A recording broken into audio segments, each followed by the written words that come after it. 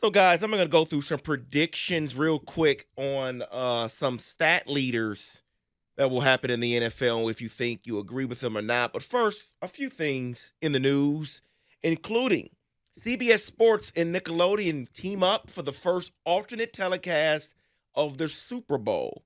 They will have that slime-filled telecast of the Super Bowl in February on Nickelodeon. Now, let me say this first. I am a fan of the Nickelodeon broadcast, not for the Super Bowl. Your Why? thoughts on them doing the Super Bowl? What's the harm? Because I think now there's an the issue harm- already getting kids involved in sports. No. The problem I have Anything to is get them on the game is good with me. now you're going to have Super Bowl parties. Are the hosts of the party going to be required to have a separate television for the kids now? You're not going to be required. It's your house. Okay. I mean, you probably have 2 TVs, and it wouldn't kill you to throw it on the other room. But But you I don't want my think you kids have with to. me all the time going to the Super Bowl party. See, I kind of agree. I was listening to the update as I was walking through the building in the break, and it made sense. The Super Bowl is the best of the best. You want to learn the game as a kid, sit down next to your parents or your uncle or your brothers or whatever, and you learn the game watching the best of the best. People always say, why are you a Niners fan? Because of the Super Bowl that was played here in Detroit. I actually sat down and watched the whole game from start to finish. That was the first time. And it was like, okay, I get it now. You can't just keep watering down the product with the – it's okay for Wild Card Weekend. But when it comes to the Super Bowl, man, Rico. No. Just no. We do not have as many young people invested in sports as we once did. If this is what gets more people interested in the game, it's a good idea. Cookies. If they weren't interested in the game by now, guess what? They're just not interested. So don't try. And that's okay. Don't do anything fun or innovative. No. Regular season and a wild card is You have fine. Wild Card Weekend. If they didn't buy in by that point, you already have it where it's the Super Bowl. What? The halftime show got better ratings than the game last year. That's a fact. I look at it like this. We have alternate broadcasts of major championship games already. Like when the national title gets played on ESPN, they got every single way you can watch it. Home radio, road video, Right. Sky Cam.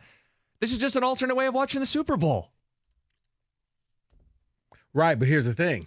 You don't have to watch it. No one's forcing you or your kids to watch it. If you got kids at that Super Bowl party, guess what they want to watch? Go in the other room.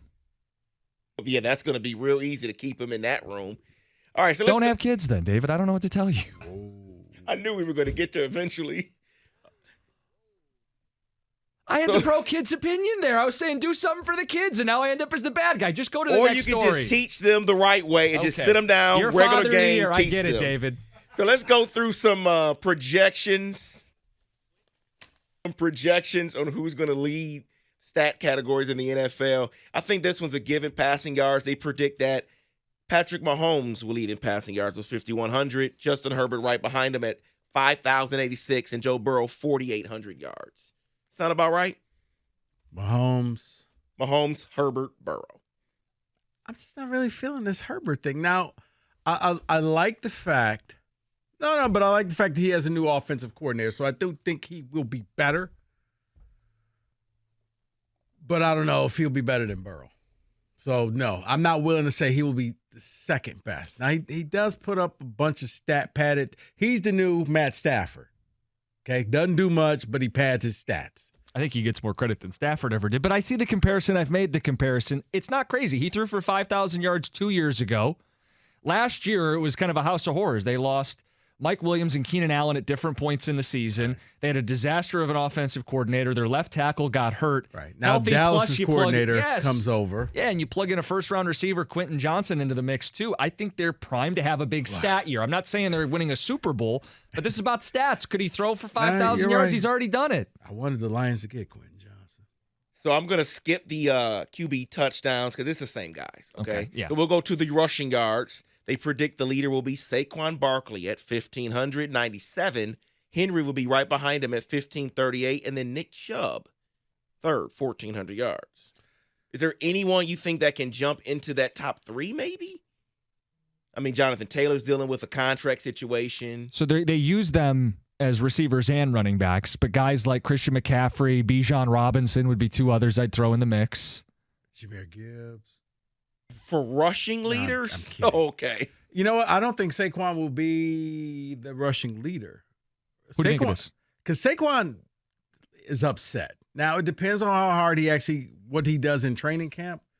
But there's a history when you don't really work out in training camp, you get the soft tissue injury and you miss a lot of games. And I think for Saquon, that's kind of his way of passively quitting the Giants. I'm injured. I don't want to be in this game. You did me wrong. Just give me my money and we're going to do this again next year. So, no. Henry. Does he break down, though? One of these years, right? Yeah, but they're going to ride Henry till the wheels fall off. I think for that same reason, I go Chubb. I think Nick Chubb doesn't have a backup running back behind him with any significance. And I think they're a run-first team. That, to me, if I had to pick one from the group, I would go Nick Chubb. You know who I would say? Because Pollard. Tony Pollard. All those vacated carries from Zeke. Coming off an injury, though. No Zeke. And they're going to run the ball. And that's, yeah. So receiving leaders, and I'm going to have a question after this. Justin Jefferson, of course, 1,800. Hill, 1,799. Jamar Chase, 1,701. The question I have with you and you guys is it possible we get 3 1,800-yard receivers this year? Yeah, it's possible. Passing league, and there's more guys than you didn't mention. Correct. Like CeeDee Lamb was a target hog last year. DK Metcalf is out there. Well, they have enough receivers to go around, but Lamb could get a ton of balls. And if Dak's right this year, the other name would be A.J. Brown. Second year with Hurts. I think those two guys are also not in the same tier as the three you mentioned, but there's more than enough guys who could achieve it that, I could see it. Yeah, but you got Smith there in Philly, so you look for players where... But Tyreek Hill's on that list, and he has Waddle. A.J. Brown last year, 1,500 yards. Have to I make up can another 300. I'm not saying... Look, guys, the NFL is going 7-on-7. They've already devalued the running back, so, I do think that you could have multiple 1,800 where that becomes what 2,000 yards rushing used to be. That if you could average, that's just averaging 110 yards a game. Average 110 yards a game, you will hit 17. Yeah, there it is. And then let's close it out with the guys that go into Harvard. With guys that go get the quarterback, and let's get the sack leaders. Projections: T.J. Watt at 19, Myles Garrett 18.5, Nick Bosa 17.5. Where's Aiden Hutchinson? Don't see him on this one. It's just top 3 here. He probably won't be. But Bosa goes the same thing. I need Bosa to get into camp. That's what it is. Yeah. If not, I could easily see that injury happening. You know, the fact they went out and picked up Taco Charlton kind of tells you, they're expecting something to happen down the line. It's going to go a little longer than they expected, But Myles Garrett, he's a beast. I'll go TJ Watt. I'll go David's guy. Feels like he's at the top every single year. He'll get in the 20s this year. Probably won't do nothing, especially week 1. 21.5, because he'll get 2 in week 1. Week 1. That is in football today.